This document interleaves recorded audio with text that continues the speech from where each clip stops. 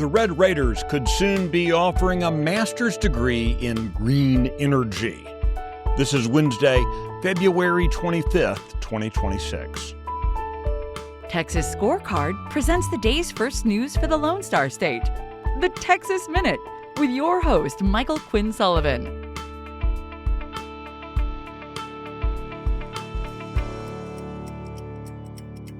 We're halfway through the week. Thanks for making the Texas Minute part of your Wednesday. The parent company of Facebook is spending big in the final days of the Republican primary. More on that coming up. Regents overseeing the Texas Tech University system are expected to authorize a new master's degree program in so-called renewable energy later this week.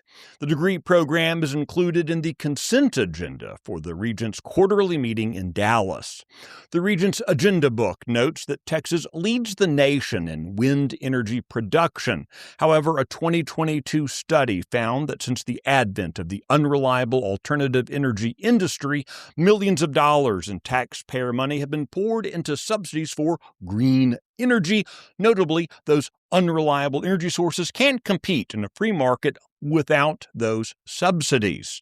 As politicians have forced more alternative energy on the Texas market, the Texas grid has become more unreliable and unstable.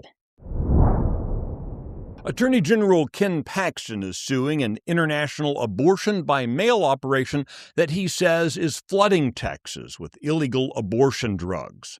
The lawsuit targets Aid Access and its leaders, accusing them of violating Texas's near-total abortion ban, practicing medicine without a license, and placing women and unborn children at risk through anonymous online prescriptions sent across state lines. Aid Access's own materials boast that the group has facilitated more than 200,000 abortions nationwide since its founding in 2018, including in states like Texas that protect the lives of preborn children.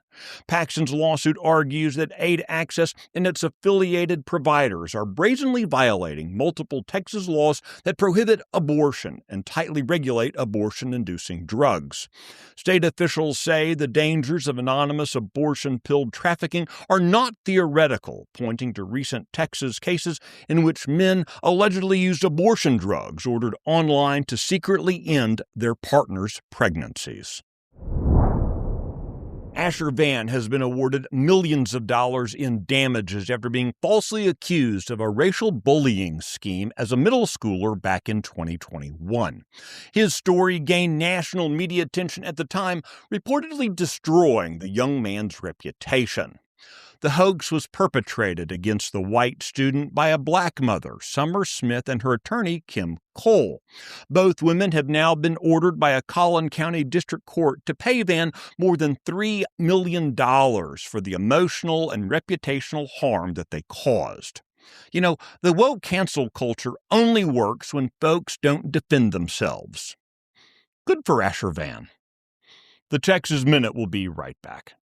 The Luke Macias Show is your access to what happens behind closed doors in Texas politics. Listen weekly to me, your host, Luke Macias, as I break down what is actually happening in conservative politics in the Lone Star State, a state that we all love and cherish. Listen weekly wherever you listen to podcasts. This show is a product of Texas Scorecard.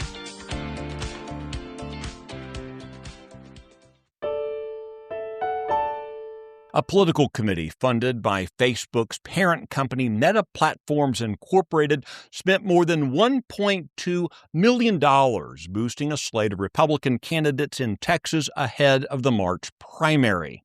The largest beneficiary was comptroller candidate Kelly Hancock. He received roughly 40% of the group's candidate-specific expenditures. In all, Mr. Hancock received nearly $500,000. Several Republican state Senate candidates were also helped by the spending blitz, most notably Trent Ashby, David Cook, and Brent Ligon. A slate of House incumbents also received Facebook cash, including Cole Hefner, Cody Harris, and Morgan Meyer, among others. The spending comes as major technology companies are increasingly involving themselves in state-level policy battles, particularly in Texas, where lawmakers are expected to revisit regulation of artificial intelligence, data centers, and related infrastructure during the next legislative session. Meta has not publicly detailed its legislative priorities tied to the company's donations. You can find details on that story and the others mentioned today and keep up with the latest news by visiting TexasScorecard.com. This edition of the Texas Minute was based on the original reporting of Adam Kahn, Sidney Henry, Travis Morgan, and Brandon Waltons. Riley Edwards handled the production duties. I look forward to seeing you out around the Lone Star State. Now, let's go make it a great day.